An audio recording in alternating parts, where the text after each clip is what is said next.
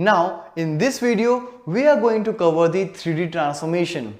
As in the previous video, we saw like how the transformation took place along the X and the Y axis. Here, when I'll talk about 3D, that means the Z axis will also be in the picture.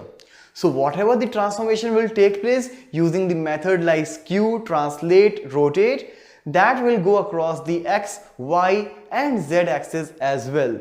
So let's see a practical implementation of performing the 3D transformation in CSS3. So likewise, we use the rotate function in the 2D transformation. Here, I'm going to use the rotate X, rotate Y or rotate Z in the 3D. So depends in how many degree you want to rotate it. You will just pass the axis around which you want to do the rotation. Rest, again, I'm using a div, which is nothing but a box, pink color box with the height 200 pixel, with the height 100 pixel and width 200 pixel. And again, there is a special div in which I'm performing the rotation. So this is the normal div with straight box, and this is the my div in which all the rotation will take place. So let's save it, come to the browser and refresh. So you can see this is rotated to 150 degree using the X axis. So the whole text is being rotated as well right after that. All right. It is being rotated along with the box. Now it is rotated using X axis. You can do the same using the Y axis also. So rotate Y.